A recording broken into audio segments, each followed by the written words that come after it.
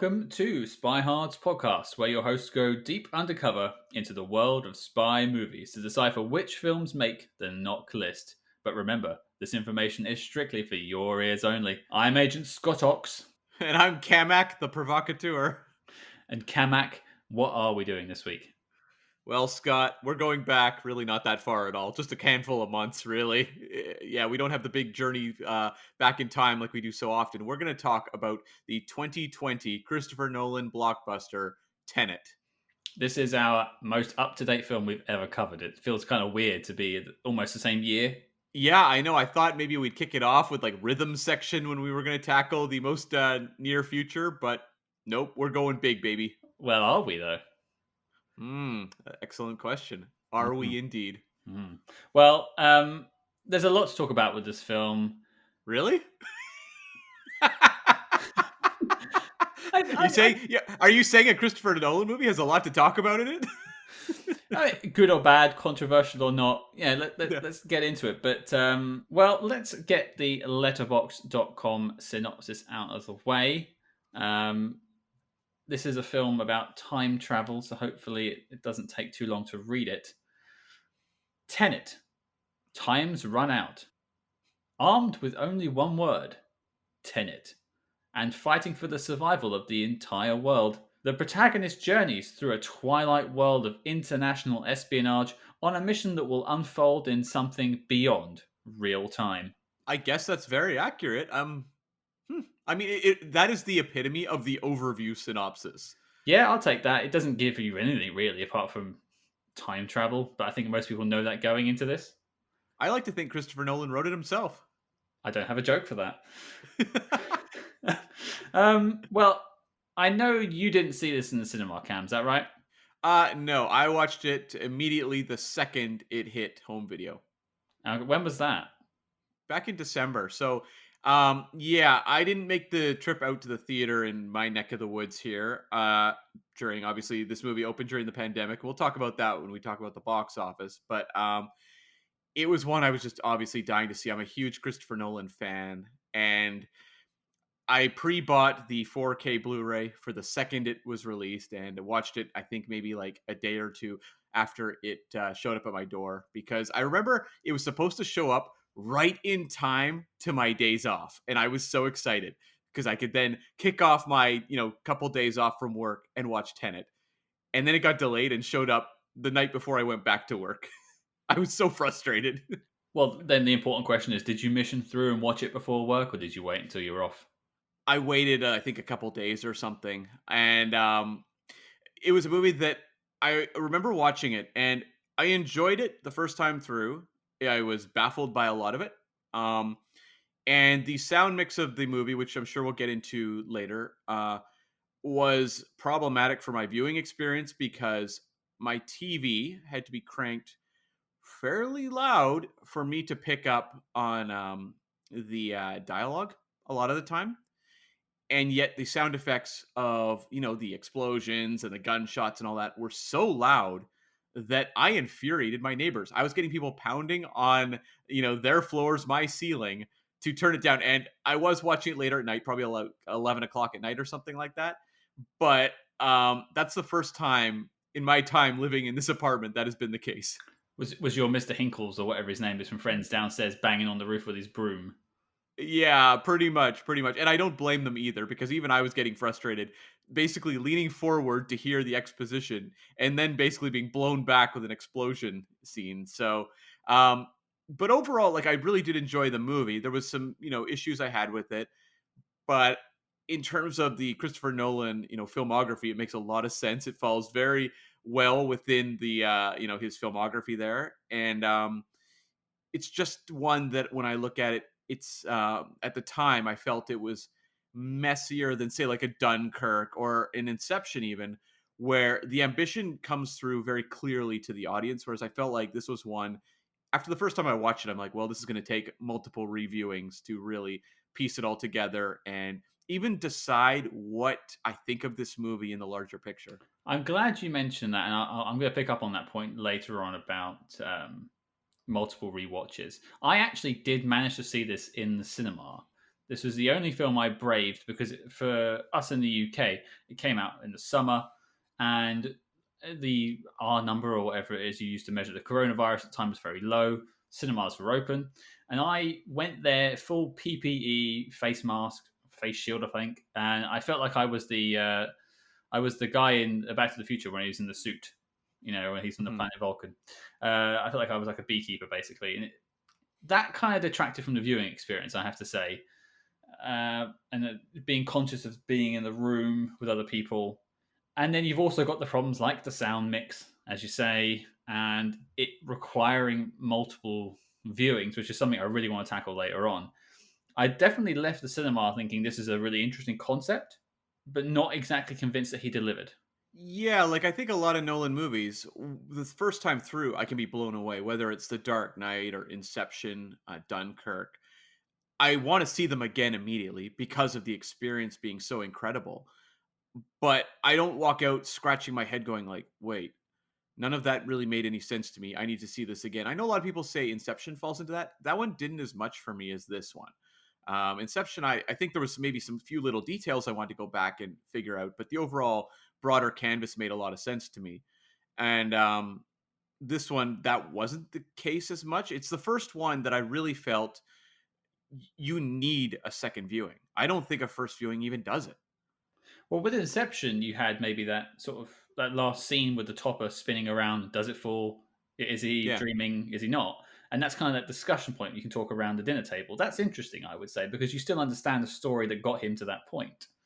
This Hmm. one, you walk out scratching your head a little bit as to what you saw. And I had that. I referenced this theory a few episodes back. I can't remember what movie we were tackling, but the sort of icebox or the fridge theory. When you get home and you open the refrigerator to cook dinner, and you just go like, "Wait, what? What was that? And why was that there?" And you just the whole movie falls apart in front of you. And I felt like Tenet did that to me at that time. Well, it reminds me of a theory. I was going to bring this up later, but now feels like a good time to mention it.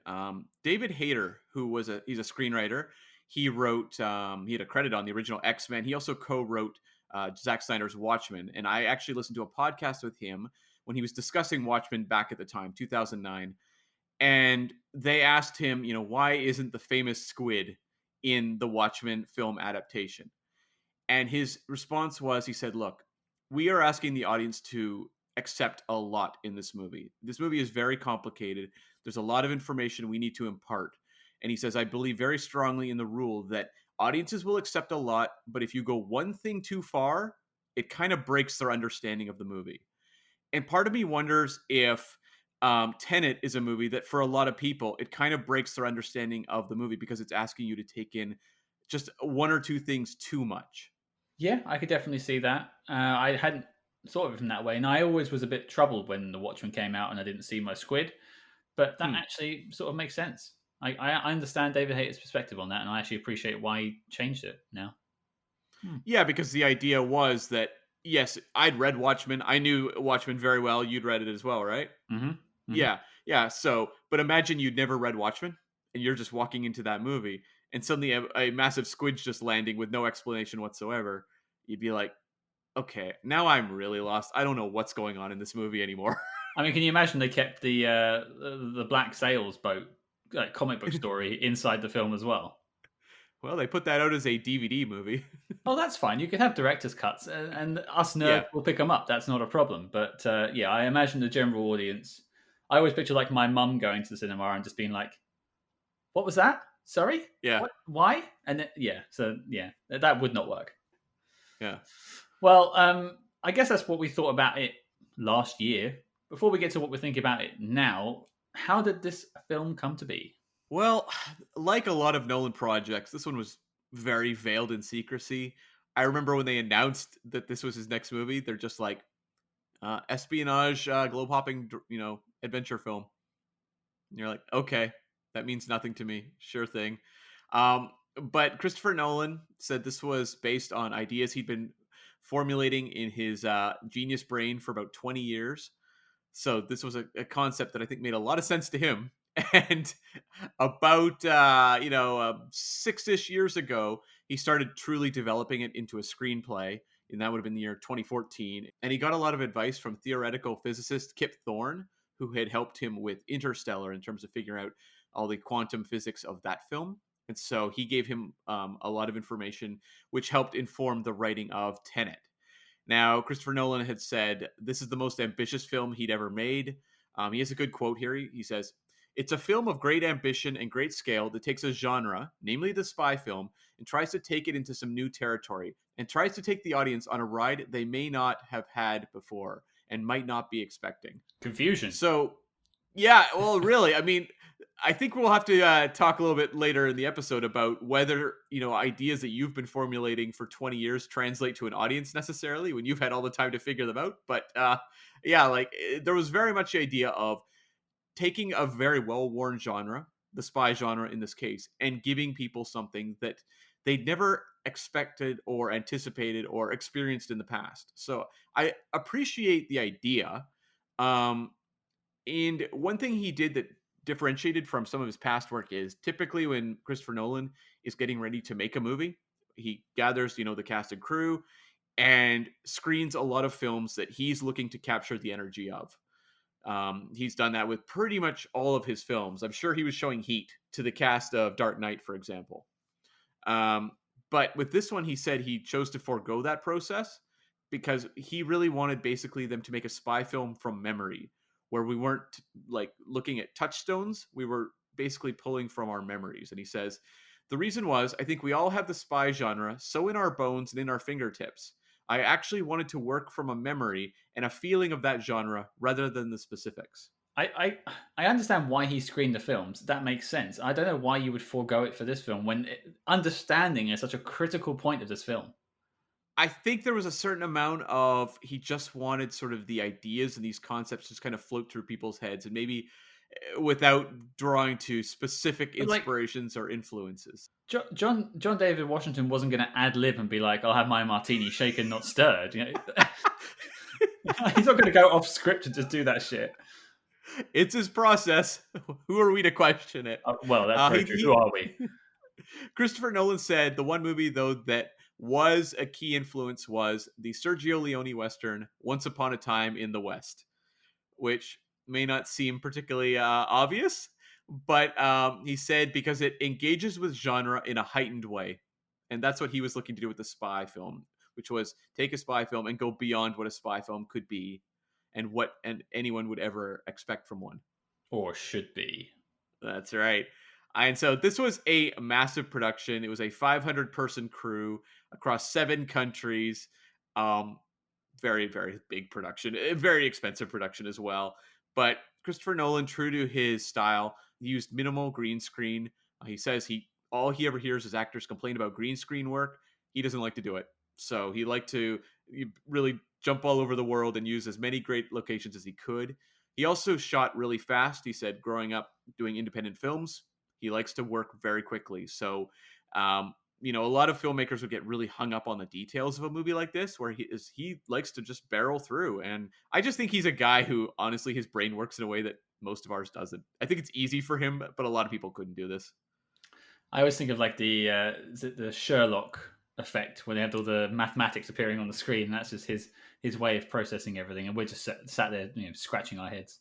Yeah, like I remember reading a story about Christopher Nolan where they talked about how he for Batman Begins didn't really know what the Tumblr would be like. So him and his brother just went into the garage and just like built it out of models. It's like okay, sure. They just created the Tumblr themselves. Or I think doesn't he like fixing watches or something like that, or building clocks or something? I have heard that. But everyone's got to have a hobby, man. His job is making films. My clock runs backwards. It runs in Tenet time. You also can't see the time on it. It's obscured by sound or something. I don't know. That's right. Well, the cuckoo clock is very loud. It's like blam. Couple other notable things. A pair of his key collaborators weren't available. Hans Zimmer, who's scored a huge chunk of his films, the big influential ones, the Dark Knight trilogy, Inception, Dunkirk, was not available. He was doing Dune at the time. And he kind of had to make the choice, but he said Dune was his favorite childhood novel. And so he was way more focused on doing Dune. than doing this film. So I'm looking forward to hearing his score on Dune when it finally comes out. I guess the timeline makes sense. It just, one film's out and one film's not.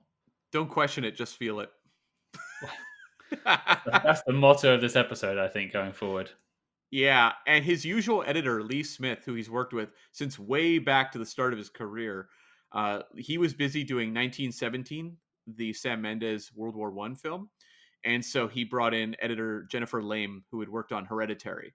So this was the first time he'd worked with her, and I am curious if we see her come back and work on future efforts with him, or whether we go back to Lee Smith. People always have their crew. They'll always get together if they can. I think he will go back to Lee Smith, as you say, if he can. But it's nice to have backups, I guess. Hmm. And so that's sort of the behind the scenes. When you're talking about the making of a movie from so recent, a lot of the story hasn't really been told yet.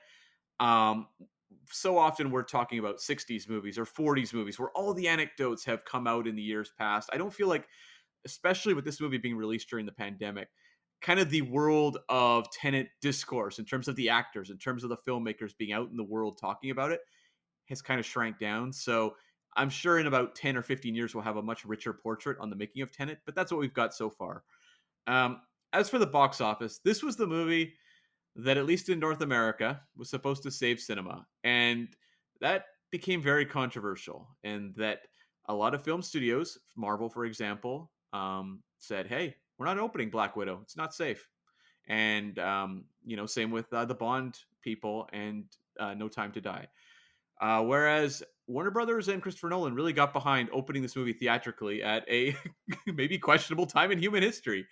And so that's something that will always kind of be around this movie's neck, I think, in terms of its legacy. But it was a very expensive movie. It had a $205 million budget, and that's before all the advertising and what have you. So this is a pretty costly movie, and domestically it made $58 million, and international it did better. It did 305. So it had a worldwide total of $363 million. That's an absolute shame, I have to say. I have my. We'll get into my thoughts on the film, but for a Christopher Nolan film to not make at least break even, because obviously you generally have to double the budget for marketing. That's a real shame. And I get this argument a lot on Twitter and stuff. People say we should release the films or we should put them out on VOD. Like what Disney are doing. I'm not gonna come down on a judgment on whether he should have released the film or not. I don't know if you have anything to say on that point, Cam. Well, the thing with Christopher Nolan is he is more than almost any filmmaker alive, except for maybe a Tarantino, absolutely fixated on the theatrical experience. That's what he makes his movies for. He still likes to shoot on film as opposed to digital. I don't think that was ever going to be a discussion with him putting movies on a streaming service. So it was more the question, I think, in terms of his particular film and his relationship with Warner Brothers, whether it was going to come out then during the pandemic as it did, or just put on ice until, well, like say Black Widow, we don't know when it's opening yet. There's an argument to be made about them rolling the dice and sort of credit to them for having a go and trying to save cinema. This big title that everyone gave Tenet, but at the same time, they were encouraging people to go to an environment that could also propagate the virus. And I went in a time where it was deemed safe to do so, and now they've closed down cinemas in the UK. You can't go and see a film now. Yeah, same here. Yeah, I'm not going to say whether it was a good idea or not, but I'm just not sure whether it was a smart financial choice either way. If he really wanted these films to come out in the cinema, I almost think it may have been worth waiting. The No Time to Die approach. Yeah, and I think Warner Brothers, and like Warner Brothers were the studio that was really hot on getting things into theaters, whereas a lot of the other studios were just playing more cautious. I think Universal immediately was like, okay, all our movies are delayed a year. Like they did not even really bother, other than I think they put out Trolls World Tour, but that was also a theatrical slash, video on demand day and date sort of thing. Um, but yeah, I think it's very telling though that when it came to Wonder Woman 84, which would have been opening after this movie, they just said, you know what, we're going to put it in theaters in Canada, basically, and some of the international markets, but domestically, it's going right to HBO Max. Were they, because we don't have HBO Max here? Yeah, here either. Okay, fine. Okay, maybe you don't know, but is it? you have to have HBO Max and then pay more, like the Disney Plus approach, or is it if you have HBO Max, you've got the film? Yeah, you just have to have HBO Max. Whereas I bought it off pay per view, Wonder Woman 84. I watched it Christmas Day and I paid $30. Well, luckily, we'll probably never cover that film. So, was it worth it, Cam? You know what? Everyone hates that movie, but maybe because it was Christmas Day, I was like eating waffles and bacon and wrapped in a blanket on the couch. I kind of enjoyed my experience watching it. I didn't have the anger for it that a lot of other people did. Fair enough. I think I've seen it. And I can't really recall what I think about it. Yeah. So the box office for this year, of course, is bananas because of the pandemic. The number one worldwide movie was The 800. What's that film? Well, it's a Chinese war epic directed by Hu Guan. It made $461 million. So props to that movie. Was it just released in sort of China and that way of the world? Yeah. Or Yeah. okay. Just a massive smash over there. Number two was Bad Boys for Life with Will Smith and Martin Lawrence reuniting. That was one of the handful of last movies I saw in theaters before the shutdown, and Mm, it was I think it was better than Bad Boys 2 for sure. And number three was My People, My Homeland, another Chinese film. It was an ensemble drama. Tenet fell at number six on that top 200 for 2020, right between Demon Slayer the movie, Mugen Train, which was a Japanese anime film, okay. and Sonic the Hedgehog. So that one people know. Yeah. I mean, I saw a few films at the beginning of the year, as did you. Our cinema shut down at the end of March, so I had things like uh, Parasite, The Assistant, Invisible Man. I think that's about all I managed to get around to seeing. Oh, and Birds of Prey. Yeah, I saw all of those as well. And I Yeah. was actually had plans to go see the Ben Affleck drama The Way Back. And Tyler and I, who was on our 3 Days of the Condor episode, we were going to go see The Way Back. We ended up canceling just because it was like, oh, things are getting weird. Let's bail. Mm. But that would have been the last movie we would have seen had we gone forward with it, the plans, that night. Some other notables just on this very bizarre box office year. Number 58, you had Interstellar re-release. So Christopher Nolan, they really made an effort to get a lot of his movies back in theaters during the pandemic, and Interstellar did the best of the group. At number 104, you had My Spy, the Dave Bautista film. Down at 113, you had the re-release of Inception, and at number 161, you had the Blake Lively spy drama, The Rhythm Section, which made something like $5 million. It was a not a hit at all. It opened in January too, so it had like 2 months before the pandemic. There's no excuses on that one, unfortunately. No, I can't wait to tackle that movie though later down the road because I think there's interesting discussions to be had about it.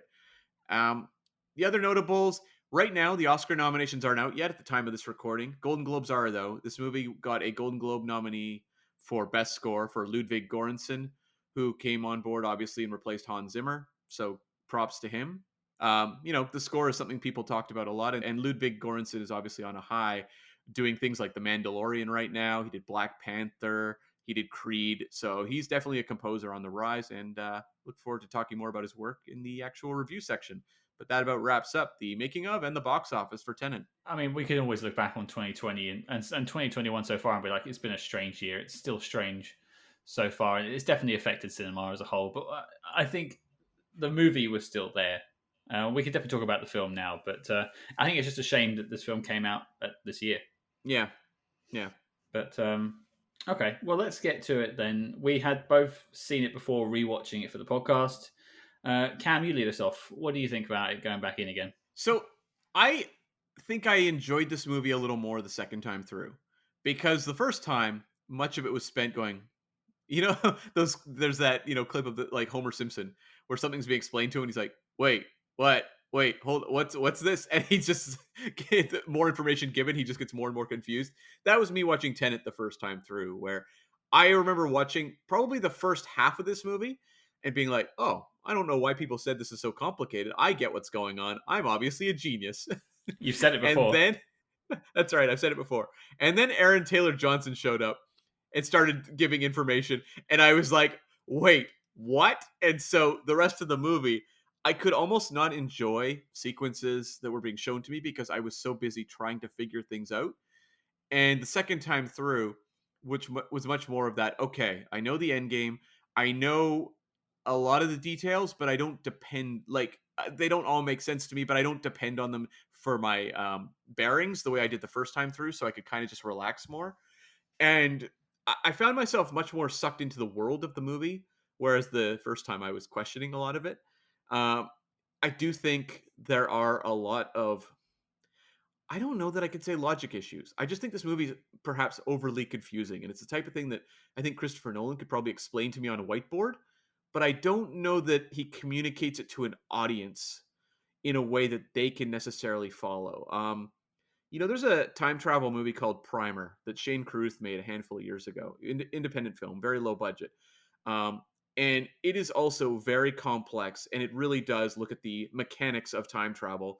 And I remember the first time I watched it being a little bit baffled, seeing it at a movie marathon and really enjoying it a lot more. But that is a, you know, 90-minute independent drama shot on a shoestring budget. The audience that's going to that movie is looking for something unconventional and is more on that wavelength. Whereas I feel like a Christopher Nolan movie, people have been brought in through movies like Dunkirk and Interstellar, but I don't think they've been as confused as in this movie. And I think this movie really does push the sort of your limitations for how much you want to sit there when the movie's over and figure out exactly what happened, look up the details. And so it's a movie I struggle with in that I know I'm going to watch it more. Like I really did enjoy the second time through, but it is a movie that when you ask me to get sucked up in the emotion of the film, the way that I think we can talk about a little bit later in terms of what Christopher Nolan movie has succeeded with in the past, it doesn't quite do that. And so a lot of it becomes more of a logical exercise versus a kind of swept up in the storytelling exercise. Yeah, as I said, the first time I watched it, I enjoyed it as a spectacle. I was a bit confused with some of the science, and I think going back to it a second time, it helped clear up a lot of the science. Yeah. I was able to, because I could sort of step away from trying to figure things out. I heard bits of dialogue I didn't necessarily hear before that would explain bits later on, and obviously you're seeing it from the angle that the protagonist is basically on like a slingshot into the middle of the film and then coming back on himself again. So the bullet at the start, the first inverted bullet, makes more sense, and it all flows through that. But one thing that sort of bothers me, and I suppose we can get into it now, because I enjoyed it on my rewatch. It helped me understand the film more. But I don't think films should take more than one watch to really get it. I don't know. I think to me it's more that the first watch you may not necessarily understand, but it should make you want to rewatch it. You and I both really enjoy David Lynch movies, and when you get to movies like Mulholland Drive, for example, or Lost Highway, I don't know that you're going to walk out the first time and be like, I understood everything that happened in that movie. I think the movie's job is to convince you you want to go back and that you need to go back. And we've all had those movies where maybe we were a little confused, but you have that nagging feeling of like, I got to watch that again. I want to watch that again. It's not so much an obligatory feeling of like, well, I guess I got to go back, so much as you are passionate about going back. And I think here he gambled a lot. This was a very expensive movie.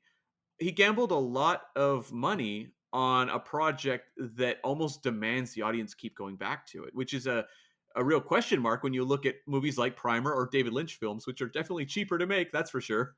Well, I literally wrote this down in my notes, and I mentioned David Lynch in my own notes because to me, David Lynch films on the whole are kind of a surrealist, auteur-driven artwork type thing. Like people who go to see a David Lynch film at the cinema aren't expecting a popcorn film. Yeah. They know they're going to see it twice, three times a lady. That's understood. I think if you're going to see a Christopher Nolan film, the guy who made The Dark Knight, the guy who made Dunkirk, both very easy films to interpret and understand and ingest in the cinema with a bucket of popcorn, it's asking too much. Well, I think when you look at Inception, that's a movie it's complicated. When you look at a lot of mainstream entertainment, Inception is quite complicated, and I think it asks something of the audience. But I also think, if you're an average audience member who's sitting there and just paying attention to the movie, you're going to get carried along by it. You may not understand all of the technical information in terms of how the various time levels work in that movie, but you're gonna get it. And I think moments like you referenced earlier with the top spinning, it's a conversation people can have that they can understand. Was he in the dream? Was he not? Right? Like that is the conversation. And then they can go back and say, oh, well, I think he was because, yada, yada, yada. Whereas when I look at the end of Tenet, I just want to say right now, if you have not seen Tenet, just put this podcast on pause, come back later. This is not the way you want to visit the world of Tenet and the details of that world the first time through. The movie really should be seen before you listen to this podcast. And that's the case for most things we cover, but a lot of the other movies we cover are older things people have probably seen already. This is not the case with Tenet, which is a fairly new release, so make sure to watch it. This is not Condor Man. But what is? Well, no, I completely agree. I think you need to have seen this film and have some sort of opinion on it, really, to really get into the muck of figuring it out. But yeah, as I was saying, it harkens back to what I said about the icebox theory before. I don't think this film has some small problems that you can pick apart. I think it has massive structural problems that take away from the experience. I don't want to walk out of a film completely dumbfounded. And that's not even taking into account some of this audio that's a bit all over the place. That's not taking into account the fact that there's not really any characters to root for. I mean, your main character is called the protagonist. I feel like Christopher Nolan just went, who cares about that? I've got a really cool concept to sell you. I don't need to name these characters. Don't get me wrong. Elizabeth Debicki's character is fantastic, and her arc throughout the film is actually really good and quite fulfilling. But everyone else, the protagonist, again, there's nothing to him. You don't care about his journey throughout the film.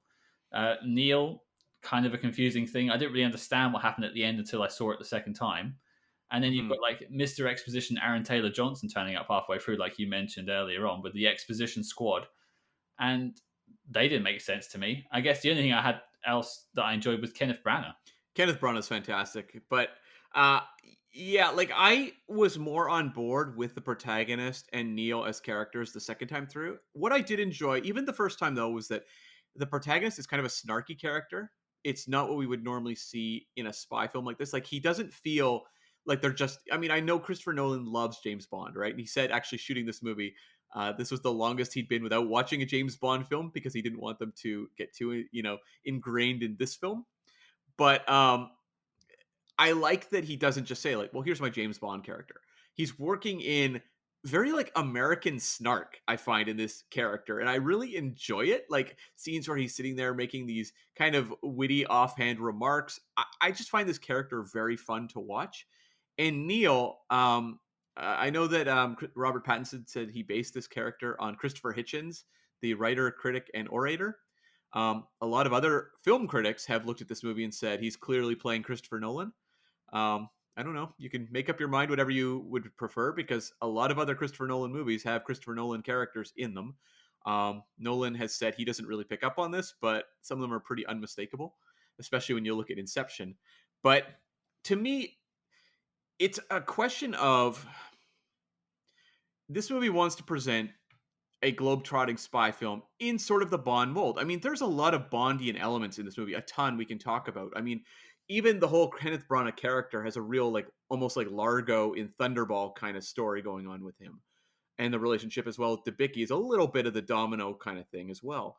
But this is a movie that's also asking you to watch a Bond adventure that work in broad strokes. Like, when I watch Octopussy, I don't understand the Fabergé egg element that well. But you get carried along on the adventure because you understand Bond, you understand the world of Bond, and so you kind of take a lot of things at face value. Same with like, say the Wayne Newton money laundering plot, side plot in License to Kill, or the diamonds and Diamonds Are Forever. But the problem is here, there's a character Clemens Posey plays who shows up who says, don't think about it, feel it. And that's the mission statement of the movie. It's Christopher Nolan's making it very clear. Don't think about it, just feel this movie. But he's not dropping you in a familiar world. This is not like dropping someone in a James Bond world where we go, I understand everything that's happening. I may not understand the villain plot, but I know Bond's gonna save the day. He's gonna use gimmicks. There's gonna be or gadgets, I should say. There's gonna be a Bond girl, maybe an evil Bond girl as well. There's gonna be, kind of like a big action scene at the end. You don't really know what you're watching the first time through, and so you can't expect the audience to get their bearings based just entirely on faith because they haven't really seen a movie like this before. See, when she says that in that scene, the sort of, don't try to understand it, just feel it. And you're right. That is exactly what Christopher Nolan wants you to do. That would be absolutely fine if you had a character to latch onto. But your lead character is so empty that I don't see how you could sort of superimpose yourself on this world. Even when he's being explained what Tenet is and what inversion is, and he's shooting the bullets back into the gun, he's just kind of like, all right.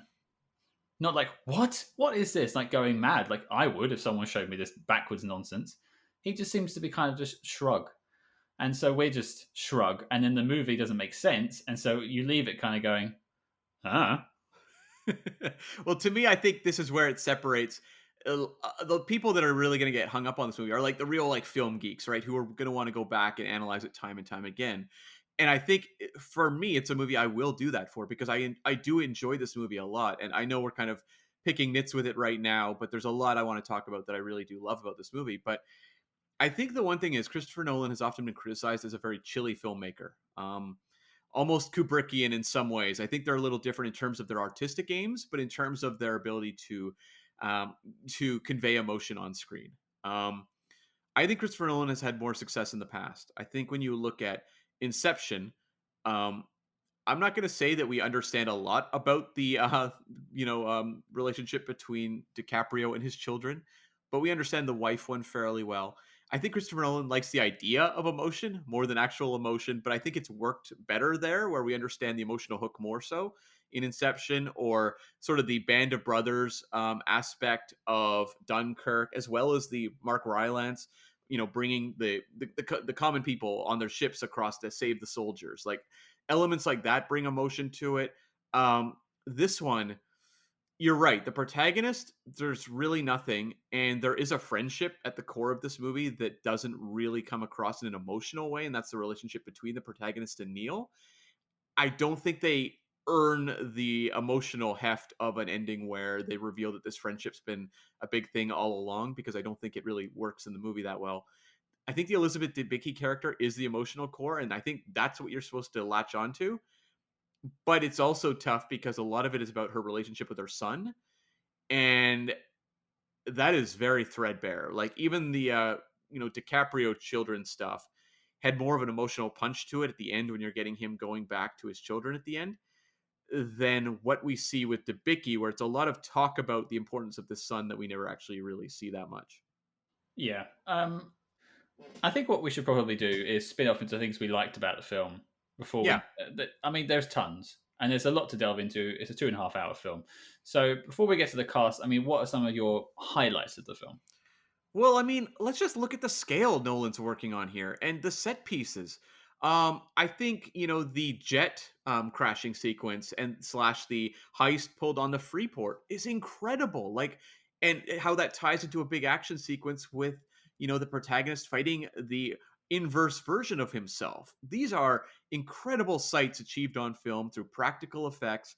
The car chase as well with the convoy. I mean, you don't see this in most movies. This is incredible visuals at a scale you don't normally see. And to me, they enliven this movie so much. Even little moments like the bungee jump up the building. What about you? Like, what do you make of the action in this movie? Like, how much does that work for you in terms of making this a satisfying movie? I mean, as a spectacle, I'm so glad I got to see this film in the cinema. Mm. It looked fantastic. I wish I'd seen it in IMAX like Tom Cruise did. Um, that's still a bizarre YouTube clip if you haven't seen it. Tom Cruise sneaking into the BFI on the South Bank in London just to watch this film. Crazy. The best part is when the person in the audience says, "Tom, what do you think?" He's like, "Loved it." Can you And imagine if he said anything other than that, though? That's just such a Tom Cruise answer. Loved it. Thumbs up. well, I just remember an interview. It was on Nerdist, I believe, back in the day with Tom Cruise, where he's like, "I love film. I love every night just watching film." How he was talked about how consumed he was with it and the process, and how he liked to screen movies constantly at home. And one of the hosts said, like, well, like, have you watched anything lately that really blew your socks off? And he goes, I love all of them. Right. Okay. Do you think Tom Cruise used the film showing us 2.5 hours of sleep catch up, and no one saw it? Basically, he's such a busy man. No kidding. He must be tired sometimes, right? Yeah, he's got to sleep. If he's not shouting at his crew, he's sleeping. Although I feel like this is a movie that you would not sleep in because it's so loud. Sorry, I can't hear you again. It's muffled.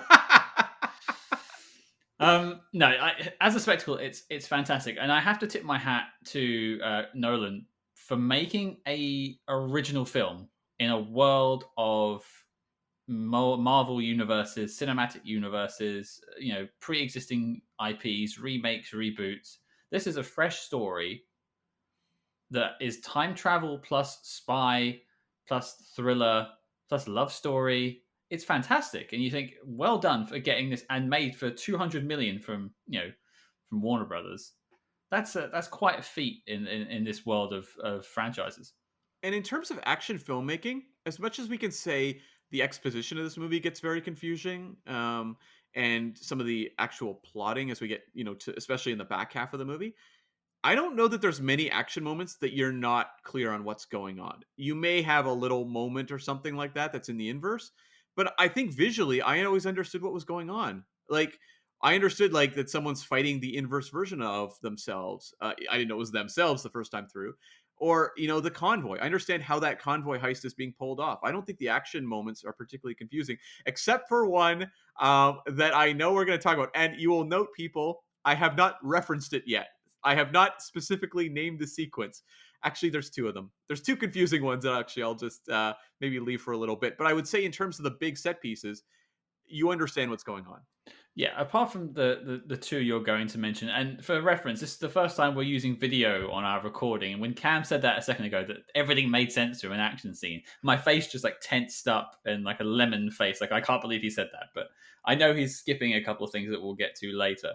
But the bits that do make sense are very easy to follow and very well executed. I wish I owned it on 4K Blu-ray. I probably will pick up a copy because I would like to see it in that glory again. I only saw like a standard HD copy that I rented to rewatch this. Yeah, it's fantastic. Okay, we might as well just touch on the two set pieces that I'm not as big on. Well, And it's we're doing good stuff, Cam. This is the good I stuff know, section. I know, but we're talking about action. Let's just work it in.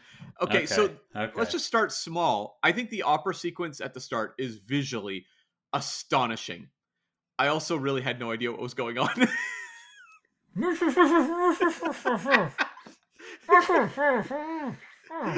Okay, I remember that moment actually was characters were mumbling, so I turned up the volume, and then there's that gunshot, and I was like, "Holy Jesus!" And that's when the police turned up at Cam's house. Yeah, exactly. So the entire concept of the protagonist being in some sort of, I guess, criminal group or something undercover for the CIA, getting a fake badge, going into this opera place that's under siege from, I guess, actual terrorists, and having to do something. I remember being baffled, and the second time through, I was like, okay, I've seen this movie. I still sat there scratching my head over it. Well, it's Sator's people in there trying to get the piece. Yeah.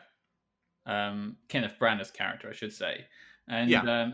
but you only figure that out on like my third rewatch. I suss that bit out. So when Yeah. you first see that in the cinema, you're like, "Oh, this is cool." Why are they falling asleep? Oh, gas. Okay, fine. But I didn't understand the direction or why anyone was doing anything. But it's like a Bond opening, It's straight true. into the action. You don't need to know why Bond is attacking Blofeld, who's on a wheelchair. You don't need to understand it. You just know that's Blofeld and that's Bond. Good guy, bad guy. Go from there. That's fine. Yeah, in terms of the visuals, I actually think the sequence is great. Like, I really was sucked in by it the first time. I was just genuinely confused by it when it was all said and done. I was like, okay, I feel like I'm missing the necessary pieces here, but sure thing. But in terms of actually staging a pretty, gripping action sequence, it's very effective. The one that is not so much is actually at the end, and that's the Wait. one that. Let me introduce this better than that, Cam. I think we should Okay. come at it from a temporal pincer movement. So I'll come at it from the end. You come at it from the start, and we'll just attack it from both ways. I'm still not entirely unsure what a temporal pincer movement is. It sounds like something I would do on the toilet in the morning after a coffee, but Whenever you say pincers, I just think of ants. So that's all I can it's think of. movement for me. Like if you're doing a movement, you're off to the ladies' room, I think. But Of course, yeah. yeah, what a mess that final sequence is. I second time through, it actually made more visual sense to me. Like, cause the first time through, I was literally like, what am I even looking at? Like, I literally have no idea anything that's going on, period. They were saying, there's the blue team that are in working in inverse and the red team that are going forward in normal time. I'm like, okay, I should be able to follow this. And then I could not. I was just like almost looking at one of those old do you remember those magic eye um uh posters where you had to blur your eyes to Oh yeah, get like yeah, yeah, a yeah. picture out of it, a sailboat or something like that. I felt like I was looking at one of those where I was just like, I have absolutely no idea what I should be looking at right now. Second time through, in terms of the actual visual moment to moment sort of action beats, I found it more coherent. And I'm not talking about the larger picture. I'm talking moment to moment. I could kind of understand a moment. But it's still baffling. I don't understand this action sequence. It doesn't have any sort of momentum. And I think all the other action scenes, even the initial one that I said was confusing, that has momentum. This one, I'm like, I don't understand. It's half is going, one way, half is going the other, and that makes sense. And then there's that scene where they blow up the tower. One shoots the top, one shoots the bottom, and I'm like, I don't know. I don't know. I don't know what that did, people. I echo what you said. The second viewing helped. The third viewing even more. But you start off the scene with Aaron Taylor Johnson's character of Ives mumbly introducing what they're doing and talking about coming in, going back, red teams and blue teams. I feel like I'm back in Born Legacy again, you know. Hmm. But then it doesn't help that you've got this bizarre action scene where people are running backwards and running forwards, and you've got bad guys, and they're all dressed the same in like clay colored camouflage. Even Yeah. the bad guys are the same, basically the same camouflage. And so you've got three groups of people shooting at each other. I barely know who's on which side. And you also got massive face masks on everyone, like CBRN face masks, so you can't really hear the dialogue. And then you've got this score blaring on top, which apparently had Christopher Nolan breathing in it as well, just to, I don't know, add more sound levels. Great. That's exactly what I wanted to hear. More confusing.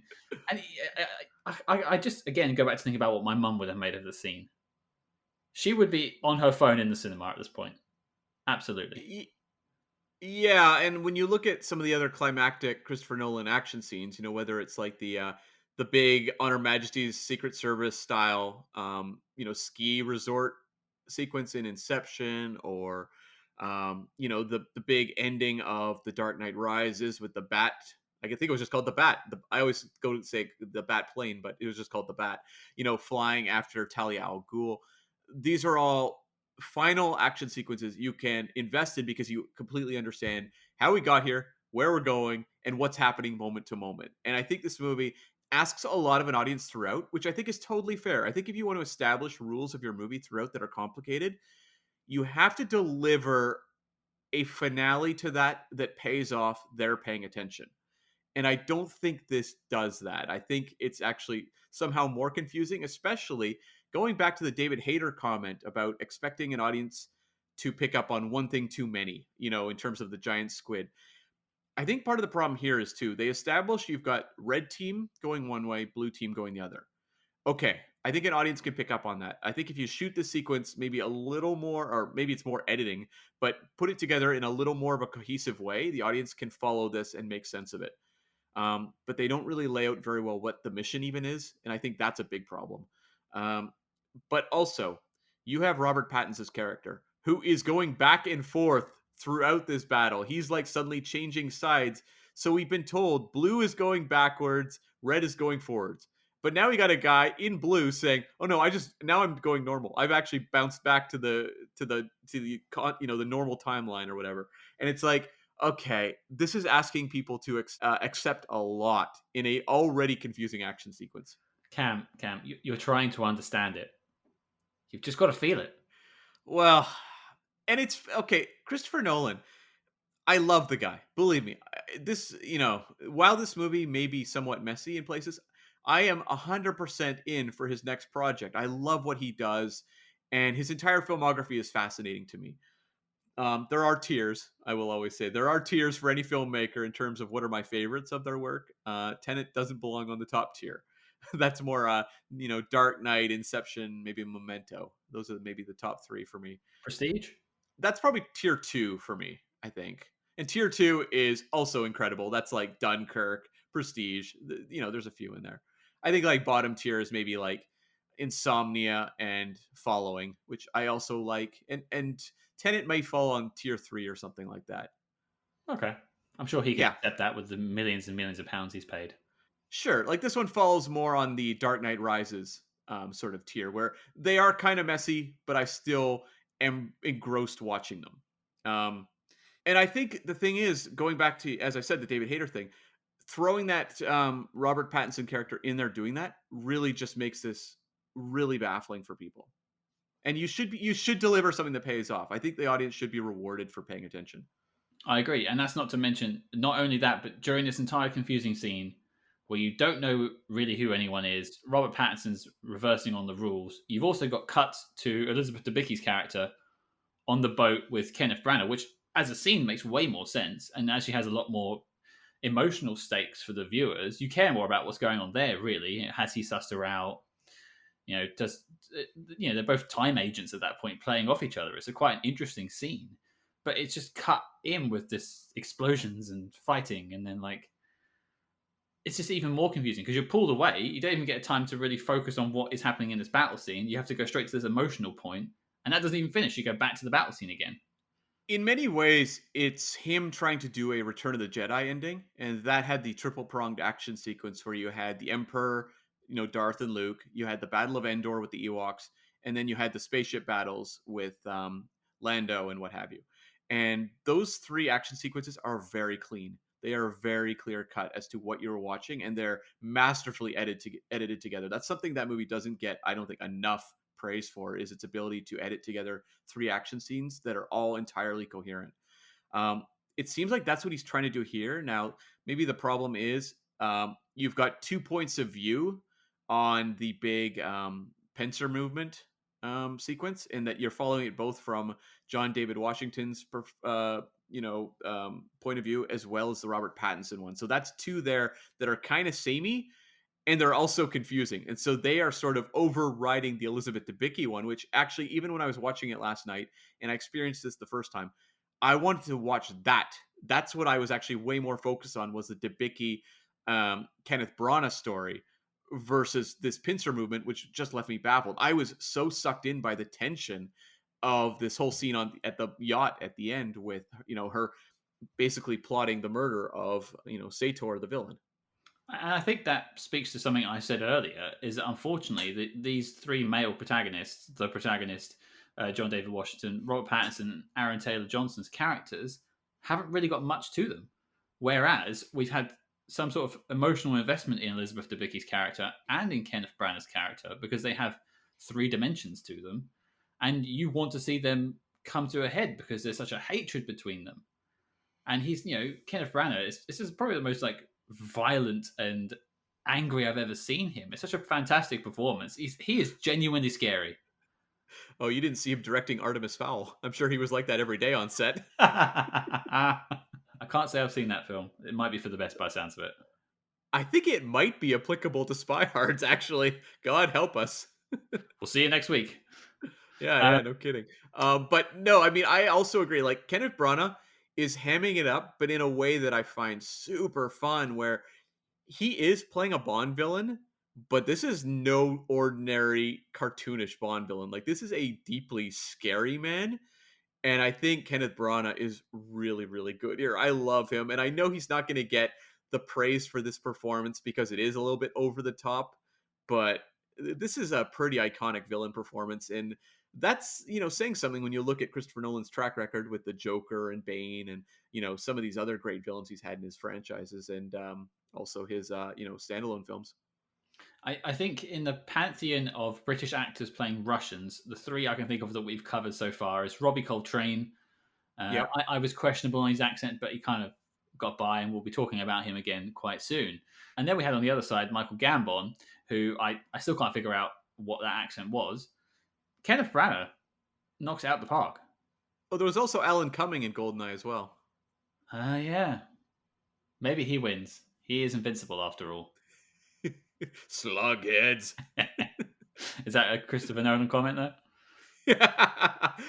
No, I think like Kenneth Branagh is kind of genius in this movie, and he said there's a featurette on the Blu-ray where he says that he studied this script more than just about any script he's ever read in his life. Like he read it over and over and over, trying to make sense of it. But Christopher Nolan gives him real props in that a lot of the time with villains, you're trying to present them. If you're an actor, you're trying to find the truth in what they're doing and present it in a way where it's, if not sympathetic to an audience, coherent in a way where they go, that makes sense for this character, what he wants.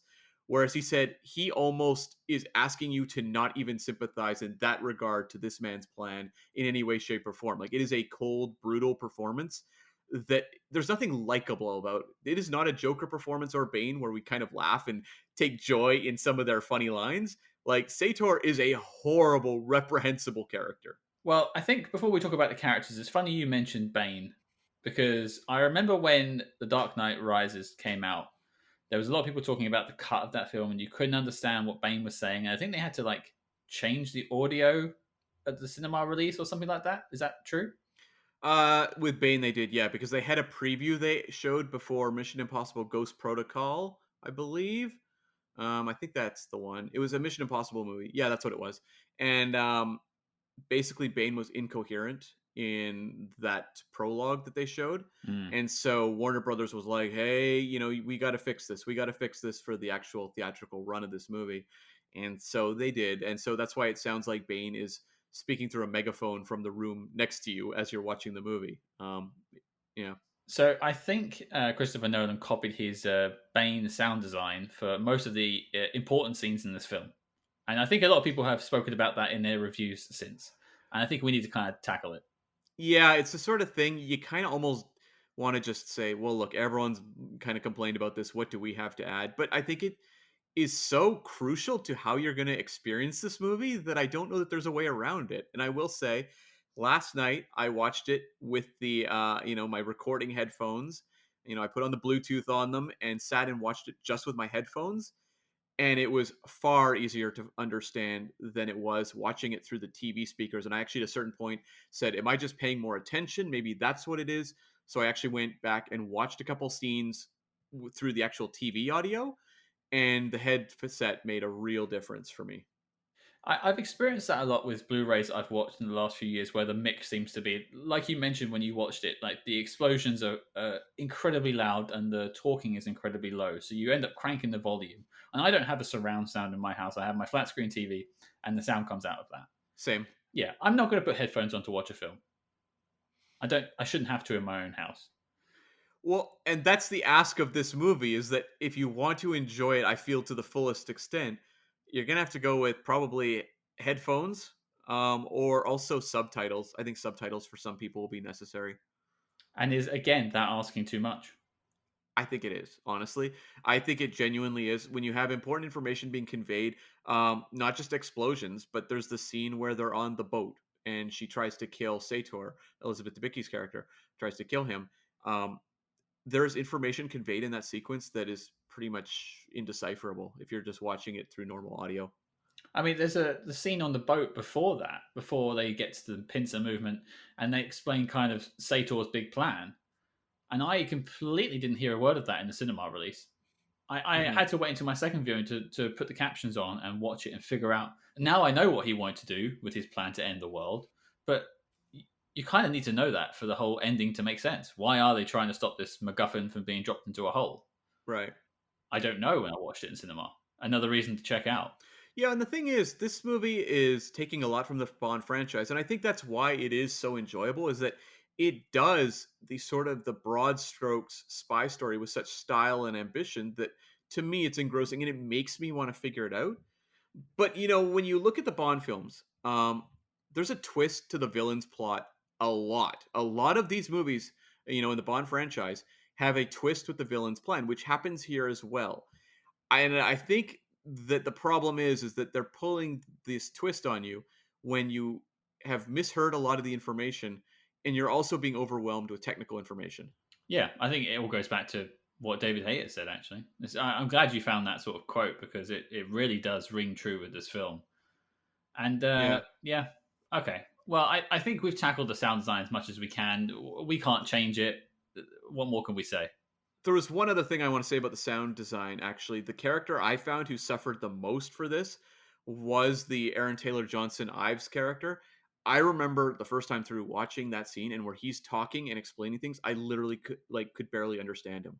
Is that the one when they first do the inversion, or the one before the battle? Well, let's be honest, it's both. Yeah, it is. I wonder what you'd say. That's all. I mean, and you mentioned the spy story before. That pivotal moment where he actually inverts for the first time, the protagonist inverts to try and save Elizabeth Debicki's life, is where I think the spy story ends. And we don't often talk enough about is there a solid spy story, because it's kind of a given in the films we tackle, except for maybe the Men in Black films. But there Hmm. is a solid spy story in here. But I think as soon Yeah. as he inverts, it just starts to chip away because you lose reality, and then you also don't know what's going on. It's not like a Bond film where it's kind of a wacky film and it's not trying to be serious most of the time. Because I think the Craig films generally have quite a easy to understand plot, except for maybe Quantum of Solace. Whereas, like, as you say, Octopussy doesn't really make sense. But then seeing Roger Moore driving through in the middle of India in a tuk tuk, that's fun. Yeah. And to be fair, this movie's a lot of fun as well.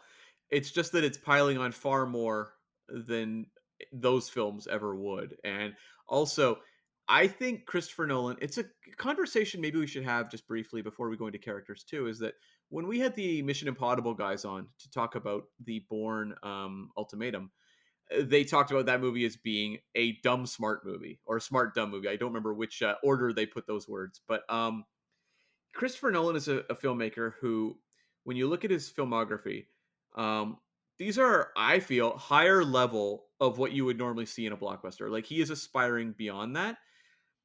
But are they smart movies? And it's something I think we look at him, we go, he is an incredibly smart guy. Like this is borderline seems to be a genius, especially compared to me, who doesn't understand quantum physics to save his life. Like I am not a physics student, so the fact that he just enjoys dabbling in quantum physics, good for him. But um, are his movies as smart? And that's where I'm not sure because a lot of it feels like in a case like this, I don't know that it's smart so much as just constantly throwing information at you. I don't know. Well, I think with the Bournes, a lot of the stuff is made up. Blackbriar, Yeah. Treadstone, whatever. It doesn't make sense. It's nonsense, really. Larks, whatnot. But at least I think the science in this pretty much holds up. It's like it's had a scientific advisor on the film. It probably is quite a smart film, and I'm sure some physicists will really enjoy watching this film because they're like, yep, that all adds up. But neither of us are physicists, as you point out.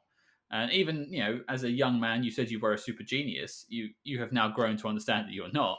Um, I think it is just too much, and I think it is a smart film. I don't think it's a dumb smart film.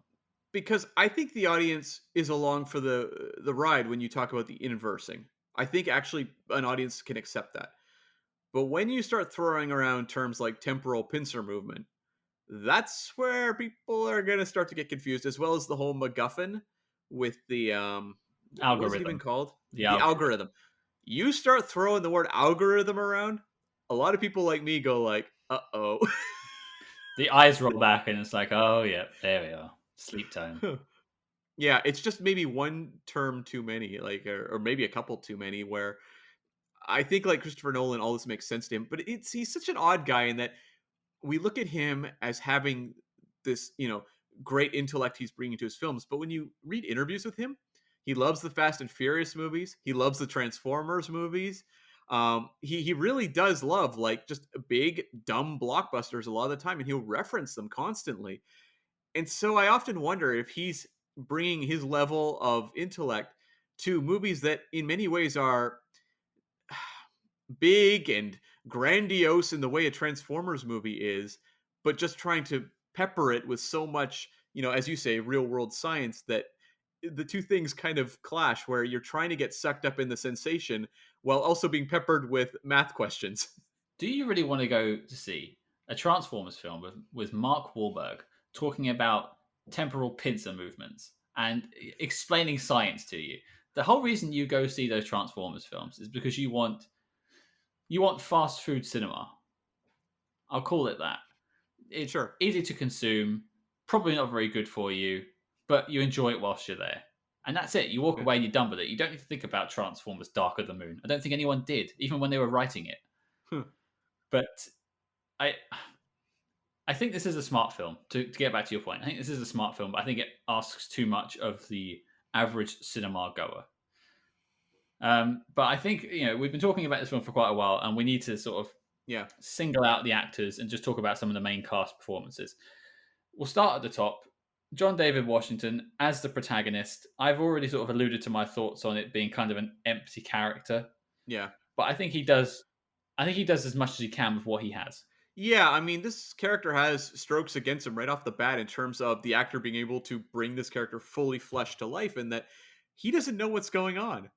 I mean, Jason Bourne doesn't either, but Jason Bourne at least has an idea and is able to learn, whereas a lot of what the protagonist finds out comes right at the very end of the movie, where it turns out that he's the one that started the Tenet group and is the one who's created the entire mission. That's like a rug pull at the end that I don't think lands with the way the top potentially tipping over in Inception does, where the audience goes, "Oh." I think more when people, experience the scene of him saying, "I'm the protagonist," the audience goes, "Huh?" Well, firstly, this is not an M Night Shyamalan film. No. It doesn't have that twist ending. And to be fair, is it the end or is it the beginning? I don't know. Well, yeah, he does kind of pull that out though as like a reveal, and I think the problem is when you have this character who doesn't understand where he is, and in many ways he is the audience avatar because if he doesn't understand, well, the audience sure doesn't understand either. So they're following along with him as he learns things. So I get it in that respect. I think what you're looking for more here is, and I think this honestly applies to the Pattinson role in a lot of ways too, is these two characters are very much being driven by the plot, but how much do you respond to the movie star charisma? Pattinson, obviously, much more of a known quantity because of, obviously the Twilight films and some of the great acting work he's done in the recent years in movies like The Lost City of Zed or The Lighthouse. He brings a lot of talent to a movie like this. So the audience kind of perks up when he walks on screen. John David Washington had done Black Klansman, where he's really fantastic, but he's not quite a movie star. But I think this movie, the joy I get from his performance and from Pattinson is these injections of movie star charisma in roles that are a little undefined. In terms of the action set pieces, they play their parts well, and they make it believable in what the scene that you're in. I can buy him fighting himself in inverse. That looks great. Um, I just there was nothing on the page for him to really sink his teeth into in terms of a character. So I'm looking forward to seeing what he does with other leading roles down the line. But this one is not going to be on his resume, I don't think. Do you think this could have been improved in some ways with a more fun relationship with the Pattinson character, like more of a buddy relationship versus what we get here, which is acknowledged as friends, but they feel like kind of strangers to each other in a lot of ways? I feel like the relationship between the two of them needs to be kind of estranged to have that revelation at the end. I think for that Yeah. revelation to work better, you need to care more about the protagonist. Maybe give him a name. Steve, for instance. Let's call him Steve. If Steve had a backstory and maybe like, I don't know, an inverse bullet killed his friend at the opera house instead of saving his life. So he's got an investment in what Tenet is and stopping the inverse, stopping the entropy, the reverse entropy, I should say. Then you've already got something to latch onto. But he's just a protagonist. He kills himself or tries to, and then he's told, right, you need to go do this mission. Okay. And did we just go, Yeah. okay? And I think they want you to glean something from his relationship with Elizabeth Debicki's character, Kat. And I think it's sort of functional and that I buy that he wants to help her. I don't think it's like a clunky relationship on screen. I just don't think it hits with that emotional strength you want to have that moment of sort of what's the word from they talk about in Inception at the very end? You want to achieve catharsis. That's right. Hmm. You want to have that catharsis at the end when all of this is pulled off, and I just don't think you get that. And I think the Debicki character and the relationship with him, and I'm not asking for a romantic relationship. I kind of like that this movie doesn't go that route, but maybe more of, he seems to want to help her escape from the situation, but it's done in the most chilly of terms possible. And also, if we're nitpicking on this part, is if he's willing to kill himself for his country, for the CIA, I think it is. Why is he sacrificing his mission just to pull her out of a car? um, yeah. It's one of those fridge icebox questions, like I mentioned earlier. You get home and you go, "Hey, wait a minute." Here's a question for John David Washington, who I do enjoy in this movie. Um, do you think it was almost unfair to take an actor who's just coming off, Black Klansman, his breakthrough, and giving him a character like this that it's just like you need to just inject personality yourself because it's not really there on the page. Like it feels like the type of thing you hand to someone who's really well trained in sort of that movie star charisma. And his father is Denzel Washington, so maybe they were like, okay, he would have studied under one of the greats. And so I mean, um, maybe they were just hoping for that. But I do think it's some ways unfair, and I think the fact he pulls it off reasonably well is a testament to how good he is. And I can't wait to see him, as you said, in other things going forward. I have no criticism for any of the acting in this film. My criticism is for the screenplay. I have to say, Hmm. and that's where it falls down. I think he's great in what he does, but he's not given enough to care. Yeah. Um, I guess I'm going to sort of bunch Robert Pattinson and Aaron Taylor Johnson together. Yeah. Although, if you want to separate them, we can. But I just feel like they're both short-served characters that probably aren't given enough to flesh out, and you don't particularly care about either of them. Well, I mean, Pattinson's character is, as the Washington one as well, is just all movie star charisma. Hmm. He needs to be the guy that helps guide the protagonist through this world and manages to do it in a way that's entertaining. And I think Pattinson pulls it off because he has funny lines. I mean, Pattinson is a weird actor.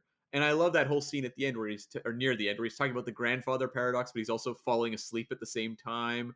There's just like weird performance moments of him that I think bring this movie to life when he's on screen. And, I know a lot of critics said they would have liked to have seen him as the lead, but I think you kind of want that Avatar character in some ways. I think he's more valuable as, the trained agent kind of bringing someone in. But I mean, it's a really fun performance, and I would love to see him given more of a showcase role in a Nolan movie versus here where a lot of it is functional stuff. Yeah, he's propelling our protagonist through the film. Yeah. As for Aaron Taylor Johnson, I don't know. Is he a character? Like, I've liked Aaron Taylor Johnson in things in the past. Nocturnal Animals, was he memorable in that one. But I mean, this isn't a character. It's like show up and give exposition. Like that is it. It's something I remarked on when I saw the film in the cinema originally. It feels weird that they've got someone with, I don't want to say the stature of Aaron Taylor Johnson. He's done some big films. But this feels like a role that should be going to an actor that's just getting started because he doesn't have much to do. He's just saying words. Do you want that, or do you want a star? Because I'm thinking of some of those old World War II movies where they would trot out a famous character actor whose job was to explain the mission, and that's what gets people to pay attention. Kind of like the Mike Myers giving the mission briefing in Inglorious Bastards. Like maybe just when you're giving that exposition, they want a movie star to do that. But then you've got Michael Caine in this film for that very reason. Have him do it. Well, that's also true. You know, I unfortunately get to see Harry Palmer again. I mean, you have a lot of exposition characters in this because you've also got Dimple Kapadia, or Kapadia, perhaps, as Priya. I apologize if I'm mangling that name, but she is a arms dealer? Question mark. That is also tied into this thing, and she spends most of her scenes giving exposition as well. Yeah. And then getting shot for it. Spoilers. Yeah, because he's the protagonist. Yeah, exactly. Not her. Um, okay, I think the two characters I want to talk a bit about before we start to wrap up is, and I've mentioned it before, Elizabeth Debicki and Kenneth Branagh. I've said they're both the most three-dimensional characters. I stand by that. Their arc throughout the film I care more about than anyone else. And I have to tip my hat to both of their performances. They knock it out the park. It makes me want to see more of their work. And I remember seeing Branagh in Murder on the Orient Express recently. Yeah. which is a really entertaining film. But I didn't see him go as intense as he does in this film, and this is like a next step for him, for me. Oh yeah, I mean he's been campy and over the top in the past. I think of like Mary Shelley's Frankenstein, for example. But um, yeah, what he's doing here is sinister, and I think a lot of what Washington and Pattinson are doing in this movie is featuring in scenes that kind of have a life of their own. They are the big action scenes. They're the moments that the audience is going to get sucked into because they are, spectacle on a scale you can't imagine. Really, just I mean, the money is all over the screen. But when I look at a lot of the scenes with Debicki and Branagh, it's two actors trying to create sequences with the same type of tension as these multi-million dollar action scenes, just with the two of them facing off in a room, and I think they really achieve it. There's that scene where after she's tried to kill him on the sailboat, they're in a bedroom and he's like taking off his belt and attaching like cufflinks to it. That scene, I was as on the edge of my seat during that scene, if not more so. Definitely more so with the temporal pincer movement finale, but probably equal, if not more so, than the convoy sequence, for example, in that scene because it is so tense. Yeah, I just think about the ticking time bomb Alfred Hitchcock style scene on the boat at the end. You know, has he figured out that she's a temporal agent? Has she sussed it all out yet? She has to wait to kill him until they defuse the what's a majiggy. Um, Such a great performance in both of them, and then tying it back into her seeing herself jump off of the boat, and she says she wants to be that woman. She is that woman. She becomes that woman. That's great writing. So he's shown Christopher Nolan has shown he can write good character arcs in this film. He just doesn't seem to do it for anyone else. Yeah, I mean, and I love that he plays with height in this movie a lot. Like Elizabeth Debicki is extraordinarily tall. There's actually a really fun Vulture article. It was written by Hunter Harris, and it's kind of a review of the movie, but it's done all from the point of view of examining the height of Elizabeth Debicki and how this features in scenes like when she's in the back seat of a car and kicking open the door of the car in the from the front seat from the back with her feet because like most people can't do that. They aren't that tall. But you have these scenes where she's paired opposite Branagh.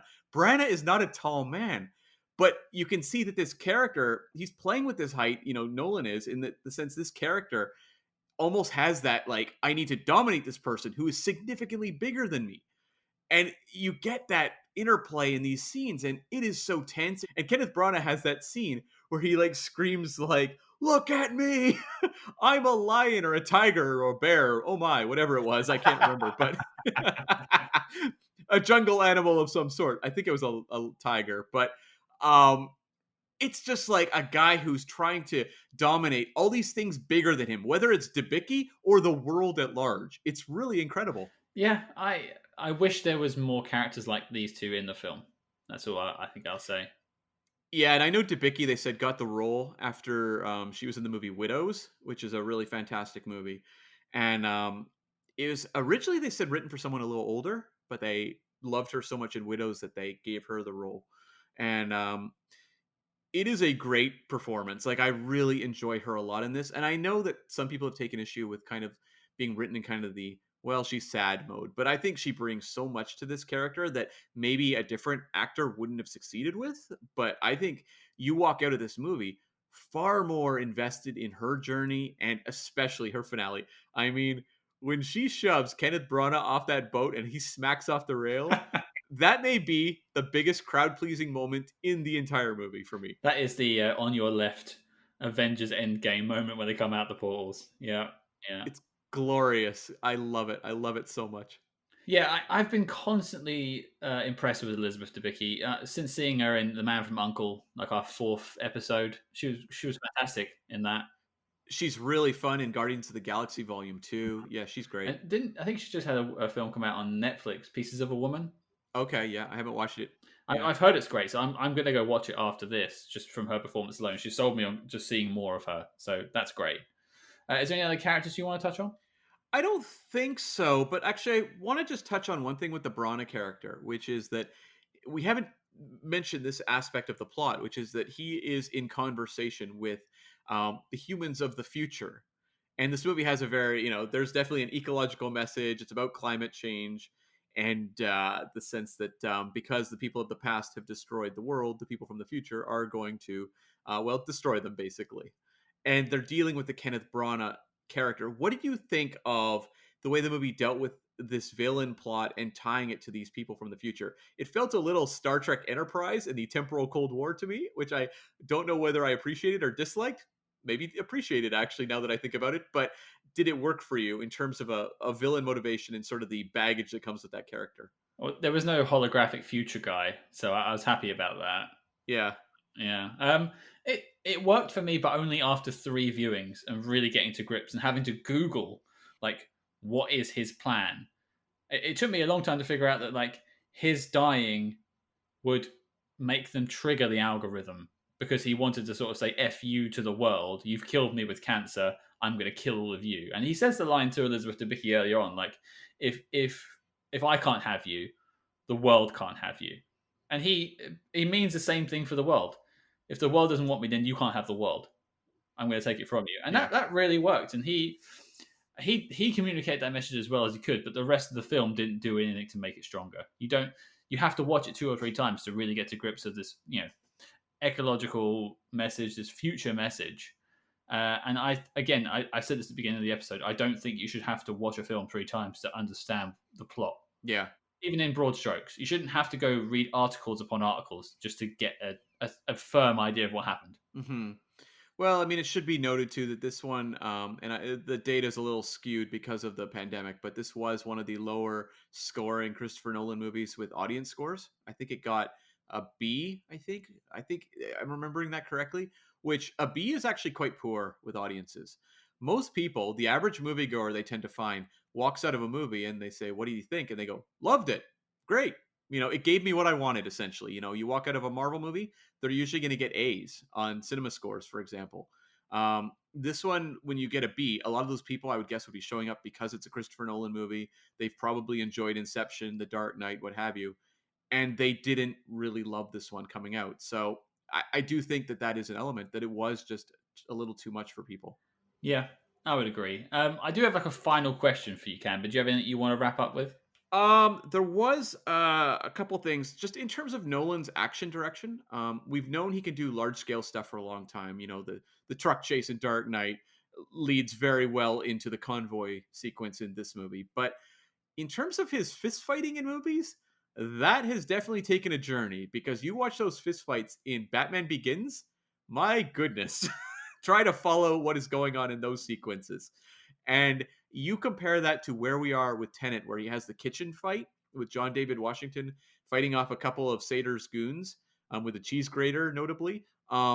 It is very well shot, clean cut action. It's really fantastic. I can't say I noticed enough to sort of balk against it, so I must have enjoyed how it was shot. I don't really remember Batman Begins that well for being badly staged in terms of fight scenes or badly shot, but I'll take your word for it on that one. But Mhm. I have no problem with the action itself in this film. I think some of the bigger set pieces are messy, as we touched on. There was also one scene I just wanted to ask you about your experience watching it the first time, which is the moment where the protagonist is captured and he's in that red room, and then in the other side you've got the blue room, and they're facing each other through the pane of glass, and Kenneth Branagh is talking backwards to him while also playing audio forwards. Were you as baffled as I was the first time watching that sequence? Absolutely. I didn't know whether it was like being in 2 masks and just being like surrounded in plastic that was making it hard to hear things, but I couldn't understand what they were saying. And I knew it was all backwards. I knew, like, seeing the trailers, there was inversion and there was backwards stuff. I knew what I was getting into, but even then, I was like, "What is this nonsense?" Yeah, like, also with the audio issues with the movie, that the first time through, I'm like, maybe I just don't understand them because the audio is kind of a mess. I will say the second time through, it hit way better. And that's the thing with this movie.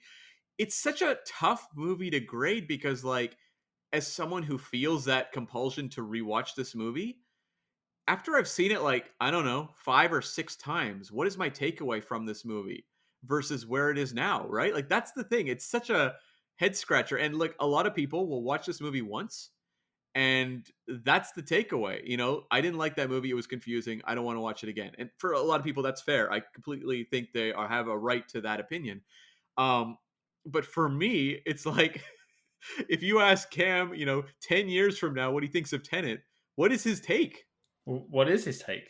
Well, I guess I could ask him. I'll meet him in about 5 years. That's it. That's it. When we are they sending you backwards to save the end of the world? Yeah, it's the temporal pincer movement. We get to meet up in 5 years to determine exactly what I think of this movie in 10. I can't wait to do an episode of this podcast with you and you in the future. It'll be unbearable. Or is it in the past? I don't know. Now, here's the question.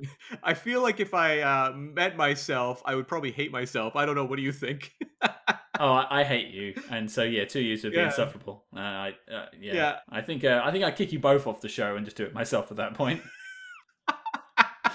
Or we're the best of friends and we're like, Scott, you're not needed anymore. I'm Agent Cam, and I'm Cam the Provocateur. And we're like on a seesaw and going back and forth. Like, Just professing your love for David Lynch films. that's right. But I was going to say, actually, speaking of David Lynch, the reason I actually brought up that confusing sequence with the red and the blue room was it reminded me of David Lynch. David Lynch loves his red and blue lighting, and I thought this movie very much exploited that. And I suspect Nolan's a fan of David Lynch as well. He has to be with all this backwards talking and stuff like that. He's definitely watched a few episodes of Twin Peaks in his time.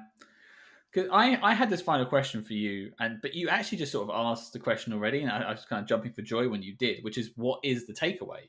I thought your question was going to be, what is the budget of Tenet in terms of the organization? But you have a better question. They've got the card; they'll bounce the books later. It's fine. Um, no, like you talk about Inception. You've got the spinner at the end. Is he in a dream? Is he not? Mhm. You talk about the Dark Knight.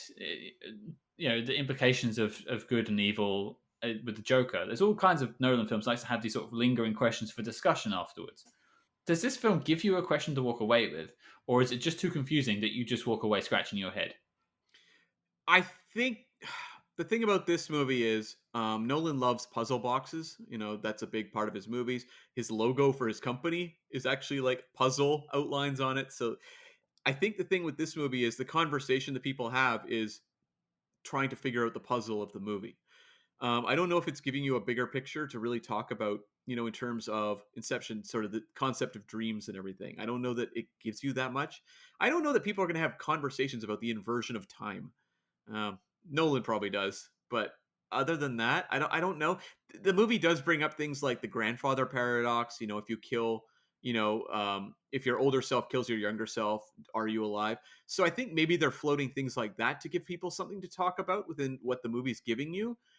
But it's such a busy movie. I don't know that that's the takeaway that all but the most dedicated Tenet watchers are walking away from or walking away with. See, the thing with the grandfather paradox is the film says don't worry about it, Yeah, so then I don't. that's also true. It says, oh, it's too confusing, whatever. Shrug. I I just wish it had like a walk away question because, as you say, it mentions that the environment falls apart in the future. Should we try and save it now? Maybe that's the thing.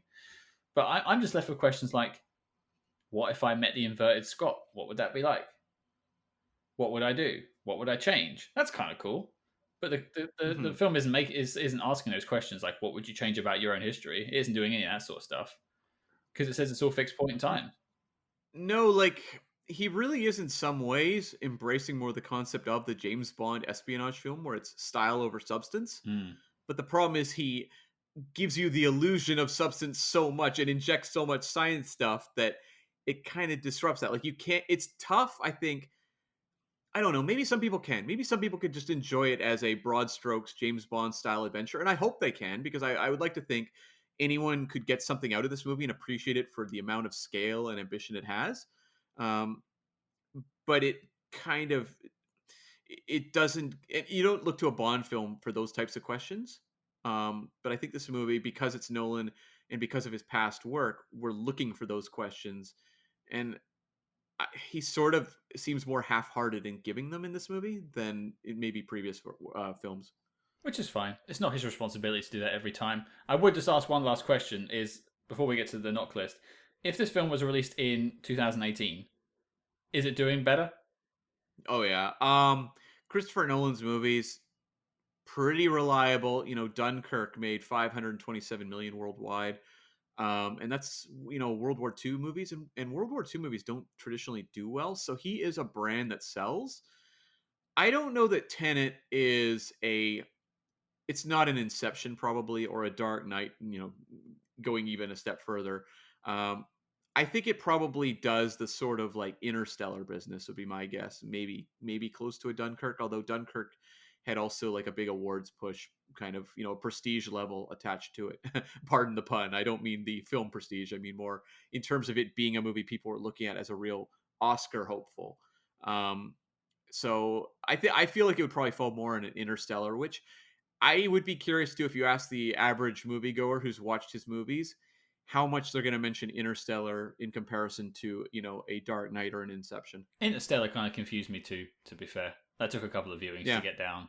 actually, I have one question before we get to the knock list, and that is this movie is confusing. It demands a lot. Financially, not obviously a big earner because of the pandemic, but does this affect Christopher Nolan's films going forward? Like, was this a step too far in terms of things of his muddy sound mixing, his very confusing plots? Like, is there more studio pressure to ease back on this with the next one? I feel like there will be more pressure on the product he puts out. You talk about how Bane they had to change the audio mix for Bane because of the feedback. I can imagine when this was played to people and they said Tenet, it sounds awful. He goes, "Nope, I made Interstellar. Yeah. You can't touch me." And so they just went, "Okay, okay, Christopher Nolan, put the film out." I imagine if this sort of feedback comes back on the next film, he doesn't have a leg to stand on. He'll have to make changes. I mean, the audio issues were brought up in pretty much every review of the movie. It was such a widespread element of the discourse on the movie that I don't think they can ignore it going forward. No. Okay, Cam, we've talked about this film for about an hour and a half now. I need to know, because I'm actually genuinely curious as to where you're going to come down on this film. Is Tenet making the knock list? This may be the hardest call of any we've dealt with in this podcast because when I watch a movie that maybe I'm conflicted about, I've watched the movie once, but I also fully grasp the movie. Like I have a real understanding, I feel, of the movie I'm talking about. Whereas, as I've said with this one, I'd love to know what Cam 10 years from now thinks of Tenet. Um, because it's so fresh, right? Like it doesn't have a legacy at this point. It's just still a fairly new movie, and I just wonder what future viewings are going to feel like. So, in some ways, I have to fall back on my feelings towards it as a Christopher Nolan movie, which is that I think he's done better films. I don't think this is in his top tier at all. I think it falls in kind of that messier but fascinating and for me engrossing, maybe frustrating for others, but engrossing for me type of movie that I could watch over and over again. But is it one of the great spy films? It's super confusing, which I guess to be fair, a lot of spy films are, but I don't know. My answer is right now a no. It's the sort of thing like I know we've always said once we give the answer on the knock list, we can't revisit it. But I almost feel like this one deserves an asterisk next to it for like years from now. But nonetheless, my answer is sort of a light no that could be flipped, perhaps. I don't know. Where are you coming down right now? There's been many episodes where I've been on the other side from you in terms of the knock list. And a part of me says yes, interestingly, because I think the spy stuff is quite strong, especially in the first half of the film. It's quite an interesting intrigue. You've got that sort of Ian Fleming travel writer stuff going around the world, all these different, spectacles and vistas. It looks great. Going undercover, kind of. That's really interesting. But North by Northwest just works. Yeah. 2 and a bit hours. You don't have any questions at the end. You're like, yep, wraps up fine. I mean, what else have we got on the knock list? Give me a couple of films. The Ipcris file. The story works. Yeah. Didn't work for me, but it The, works. yeah. Hannah is in the list. 3 Days of the Condor. From Russia with Love, Doctor No, and Goldeneye are on the list as well. All So fairly easy to understand, not particularly convoluted spy stories. Some of them have more intrigue than others. From Russia with Love's quite a long and winding road of a plot, but it makes sense, even on the first viewing. and I think that's what pulls me away from it. And I understand what you say about the asterisks. I get it. Maybe we can talk about this at our wrap up show and just the end of the year. And if our feelings have changed on a rewatch, I'm sure I'll watch it again between now and then. But I think it has to be a no because it's just such a messy film that you have to watch so many times to just about get to grips with. And I don't think people should have to watch a film 3 times in a row to go, I've got it. It's too much. Yeah, and I also feel like letting this movie onto the knock list is also me excusing a lot of things that I would hold against another movie. Um, Things we've talked about. The audio issues are, obviously a big part of the problem. The crushing exposition of the movie that often is just scenes of characters just standing there giving exposition.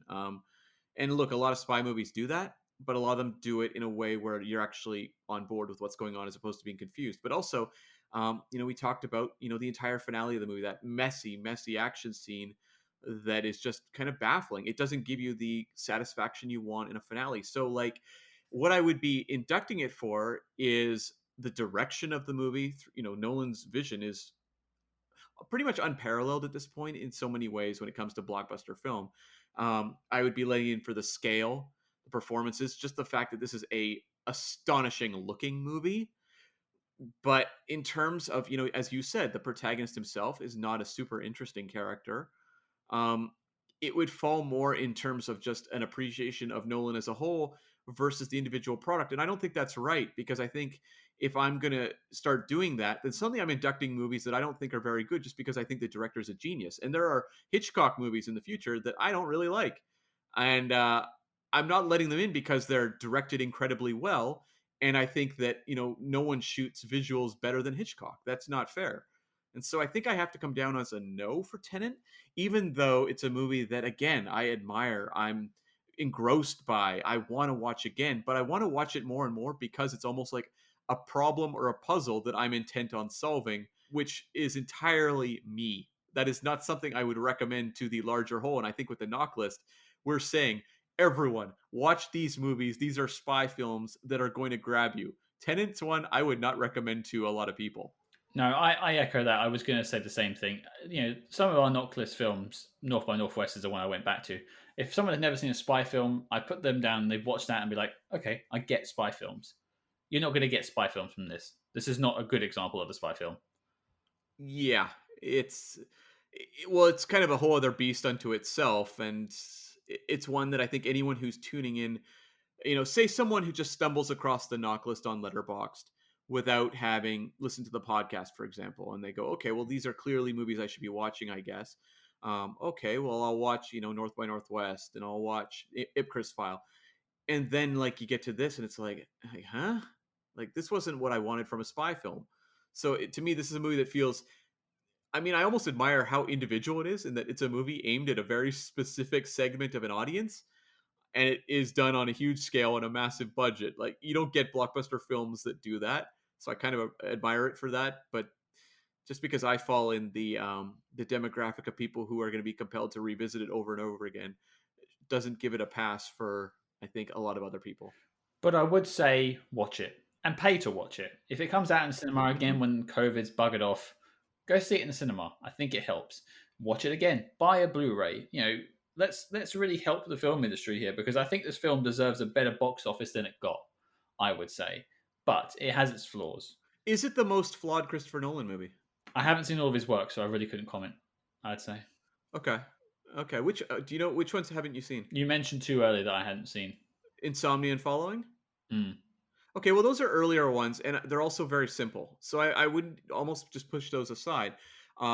When you look at sort of the big blockbuster ones, you've seen the Dark Knight trilogy, you've seen Inception, Interstellar, Dunkirk. Do you feel like those are much cleaner films than this one? I think Interstellar has trouble. Yeah, I would agree. Yeah, it's probably the one that I think has maybe the most of the group, although I think it's still more concise than this film. But he's shown it. He did Dunkirk afterwards. He's shown that he can still do relatable characters and an interesting story. Oh yeah, yeah. Um, okay, so it's two no's from us, and as such, Tenet is not making the knock list. Before we talk about what we're doing next week, we have a quick message from the guys over at the Film Rage podcast. It's time to feel the rage. Join us on Film Rage, where we talk movies, current releases, coming attractions, streaming, and classic films as well. Directors and actors beware, as you cannot hide from the rage. My name is Bryce, and I'm part of the Film Rage crew, which also includes Jim. Hey. And Murray. Yo. Why is it you always talk all the time? I can't 'Cause I understand got why the your sweet, voice sweet is so... voice. This is the Merman, the voice of reason. These two can't agree on anything most of the time. Some movies are Mondo, some are just suck. Every week something is going to make us rage. Join us every Wednesday and Feel the rage. Yep, that is the Film Rage. That is three guys bringing the rage to the films that are out today. They go back, they come out with current films as well. I'm sure they've tackled Tenet at some point, and I'd be really keen to hear what they think about this film too. So that's Film Rage, available on all major podcast apps. And they're big supporters of Spy Hards, and we always appreciate that a lot. And we extend our support of them back. So check out the Film Rage podcast. Absolutely. Well, Cam, our temporal pincer movement is complete. What are we doing next week? Christopher Nolan's a big Bond guy, right? I think so. And and Talia al Ghul had a reveal in The Dark Knight Rises that he may have taken from a certain James Bond movie that we're going to tackle next time, and that is The World Is Not Enough. Oh boy, we are back. Hashtag Team Brozza. I can't wait. Strap myself into that torture chair and watch The World Is Not Enough. I'm gritting my chin in anticipation. Fair enough. So that's it. Your mission, should you choose to accept it, is to watch The World Is Not Enough and join us next week. The knock list you, of course, can find on letterboxd.com/spyhards. And don't forget to follow us discreetly on social media at spyhards. That's SPYHARDS on Facebook, Twitter, and Instagram. But until next week, listeners, we live in a twilight world, and there are no friends at dusk.